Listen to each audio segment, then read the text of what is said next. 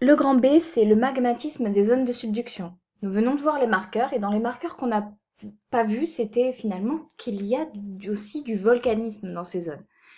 Donc, pas n'importe quel type de volcanisme et de magmatisme. Vous avez un magmatisme dit de zone de subduction. Et il a une particularité, c'est qu'il va être explosif. Donc, c'est évidemment par opposition à un magmatisme effusif que l'on va retrouver notamment au niveau des points chauds. Donc, il y a une animation sur laquelle vous pourrez cliquer pour aller voir vous-même de quoi je parle. Donc, sur cette animation, je vais la mettre en route tout de suite.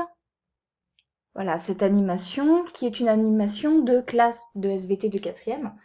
Donc, vous pouvez choisir le type de viscosité du magma. Donc, fluide, vous allez avoir ici une démonstration de ce que c'est le magmatisme de type fluide qu'on appelle le magmatisme effusif. Donc si on met en route une éruption, c'est ici. La chambre magmatique qui contient du magma fluide va alors entrer en éruption et on va avoir des gaz qui vont s'échapper, du magma sous forme de lave et vous allez avoir des coulées de lave qui vont se déposer. Lorsque ces coulées de lave fluide vont avoir fini de se déposer, elles vont refroidir et quand elles auront refroidi, cela va former de grandes coulées de basalte. Voilà, une fois que ça refroidit. Donc vous avez une roche volcanique sombre, le basalte, qui est déposé.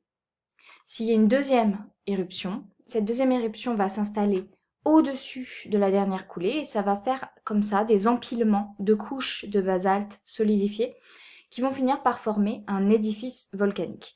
Donc ce type de magmatisme effusif, il va se trouver à La Réunion au niveau des points chauds qu'on avait déjà vus en classe. Donc là, par exemple, vous avez l'exemple de l'île de La Réunion avec un magma de type effusif. C'est aussi comme ça qu'il est au fond des océans, au niveau des dorsales, c'est aussi effusif. Donc vous allez avoir des fontaines de lave, des coulées de lave, là et là. Donc les coulées de lave qui vont vraiment s'accumuler. Ici, si c'est un petit peu visqueux, vous allez avoir de la lave cordée en formation qui, une fois qu'elle refroidit, donne ça. Donc là aussi, coulée de lave. Ça, c'est quand ça rencontre l'eau, hein, la lave en graton.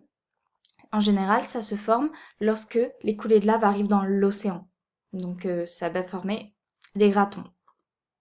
Ça, c'est une cheminée. Donc une cheminée, c'est la lave qui en réalité est sous le volcan. Mais à cause de l'érosion, on peut trouver des cheminées à l'air libre plus tard. Et donc, les roches qui vont se former sont des basaltes. Donc ça, c'est le type de volcanisme que l'on va observer si la lave est fluide et donc pas du tout au niveau des zones de subduction. Nous, ce qu'on a, c'est des volcans explosifs dans les zones de subduction.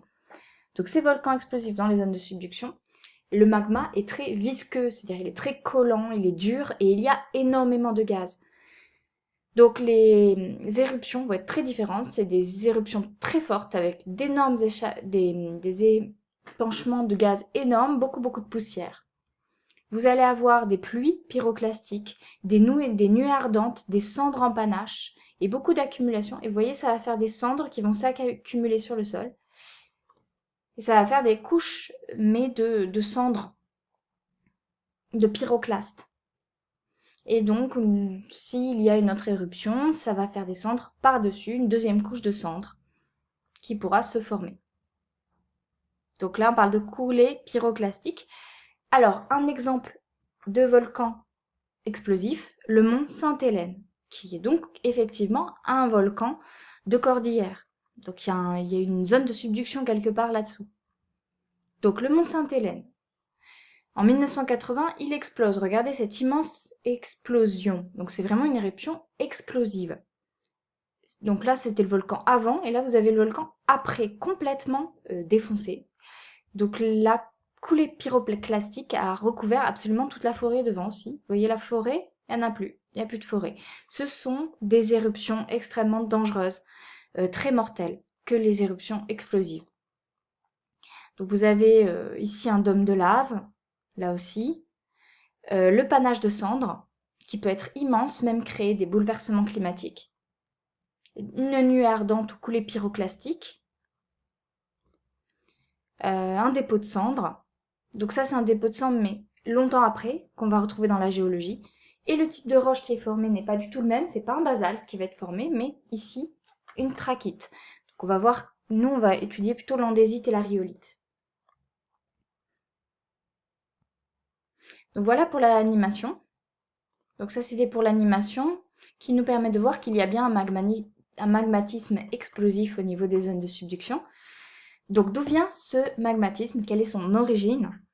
Donc s'il y a du magma, c'est qu'il y a une roche-mère. Donc quelle est cette roche-mère qui va fondre pour donner naissance à ce magma?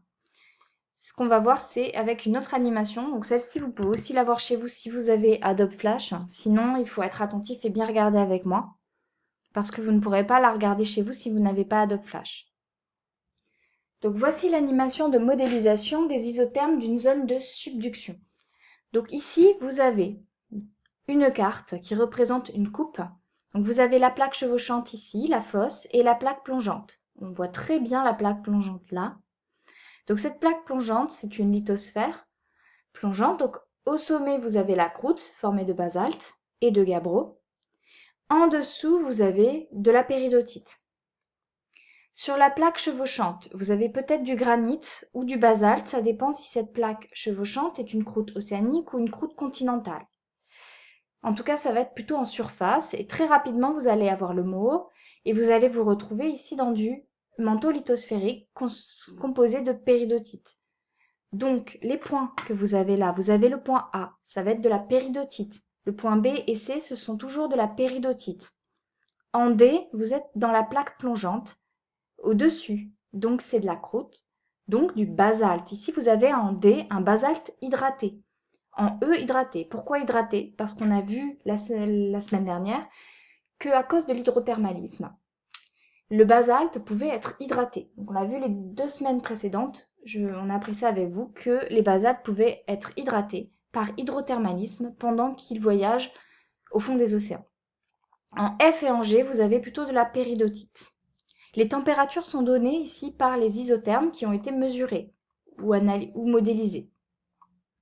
Donc vous avez la possibilité de tracer un diagramme de fusion de la péridotite anhydre. Donc anhydre, c'est sans eau. Donc ici, vous avez un diagramme de fusion de la péridotite anhydre. Vous avez un diagramme de fusion, si vous cliquez, de la péridotite hydratée, du basalte anhydre et du basalte hydraté. D'accord? Donc on va partir sur d'abord la péridotite anhydre. Donc ici, j'ai les conditions de fusion d'une péridotite anhydre en fonction de la température et de la profondeur. Je vais maintenant tracer un géotherme qui est représenté par mon point rouge. Plus je m'enfonce, plus la profondeur augmente, donc je vais augmenter la profondeur évidemment. Et je lis la température sur les isothermes. Donc là par exemple, il fait 400 degrés à 30 km de profondeur. Si je vais à 50 km de profondeur, il va faire 700 degrés, etc., etc. Donc le point A. Je constate que le point A, dans le manteau chevauchant, c'est le point du manteau chevauchant, A, je constate que la péridotite ne pourra pas fondre, on est toujours dans le domaine solide. Point B, solide, point C, solide. Péridotite ne peut pas fondre. En D, il se passe qu'il fait plus froid. Donc on a un retour du géotherme dans les zones froides. E, F, G, quoi qu'il arrive, une péridotite anhydre dans les conditions sous l'arc ne pourrait pas fondre. Alors qu'une péridotite hydratée, c'est différent. Si la péridotite est hydratée, en B, en A, B, C, il va y avoir de la fusion. Et s'il y a de la fusion, il y aura du magma. Donc ici, la péridotite qui est là, si elle est hydratée, elle va fondre. Dans la croûte océanique, je rappelle la croûte océanique, c'est des basaltes hydratés.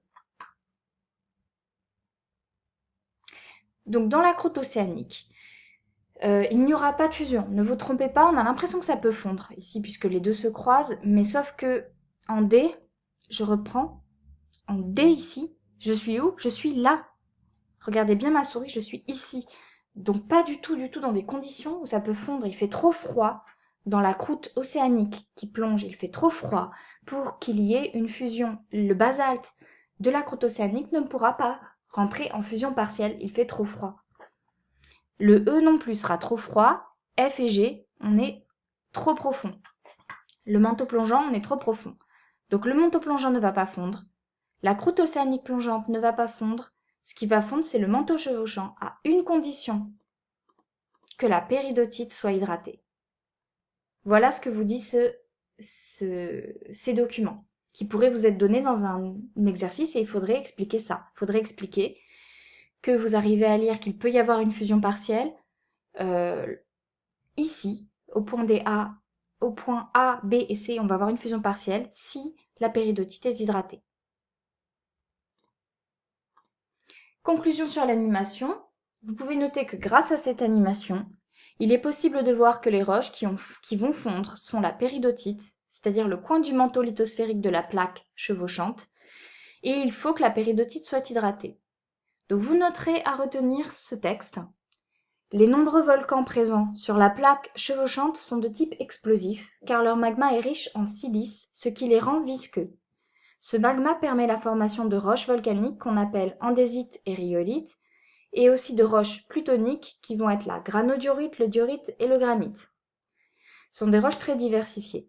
Leur composition chimique indique cependant qu'elles se forment à partir d'un même type de magma qui va être riche en eau. Les magmas des zones de subduction sont issus de la fusion partielle du coin du manteau de la plaque chevauchante. Cette fusion partielle est possible du fait de l'hydratation de la péridotite. Nous verrons dans le premier chapitre, on va répondre à cette nouvelle question que nous nous posons à présent, qui est d'où provient cette eau? Pourquoi la péridotite du manteau, alors que la péridotite du manteau n'est normalement pas hydratée? Donc on va se demander d'où vient l'eau qui va hydrater le coin du manteau qui va fondre. Ici en image, qu'est-ce que vous voyez? Une zone de subduction. Cette zone de subduction, vous allez avoir un coin de manteau qui est représenté ici, où il va y avoir un magma qui va résulter, qui va entrer en fusion partielle, et ces gouttelettes de magma vont remonter. Si elles cristallisent, si elles forment des roches en profondeur, ça va être des roches plutoniques, si ça cristallise en profondeur, qu'on va appeler la diorite et le granit. Et si ça cristallise à la surface, ça sera des roches volcaniques, et il y aura la landésite et la rhyolite. En image, ça donne ça, l'andésite et la rhyolite sont ici. Andésite, eh bien, c'est du volcanisme, donc une texture très avec des tout petits cristaux. Donc ça s'appelle une texture microlithique avec des petits cristaux microlithiques, petits cristaux landésite. Et ici, vous avez une texture grenue avec des gros cristaux, des gros grains de cristaux. Donc on dit texture grenue, la diorite. Donc voilà, un même magma, deux cristallisations différentes, deux roches différentes, mais qui vont avoir la même chimie. La chimie, elle est là. Donc si vous regardez le magma qui a donné naissance à ces deux roches, il pourra être différent, ça dépend de la roche. Parce que là, la rhyolite, c'est pas tout à fait la même. Donc vous avez le magma qui va donner lieu au basalte, il contient peu de silice. Vous voyez les pourcentages? Alors que le magma de l'andésite et de la rhyolite contient un pourcentage de silice beaucoup plus important. Et une viscosité beaucoup plus importante aussi. Cette viscosité qui explique pourquoi le volcanisme est de type explosif. Donc voilà, la prochaine fois, vous pourrez bien noter ce dessin. Ce serait bien de le recopier comme un schéma. Donc de recopier ce schéma et de recopier ce texte à retenir. Et la prochaine fois, nous verrons d'où vient l'hydratation. D'où vient l'hydratation de la péridotite qui va fondre pour donner ce magma. Alors à la prochaine fois et à bientôt.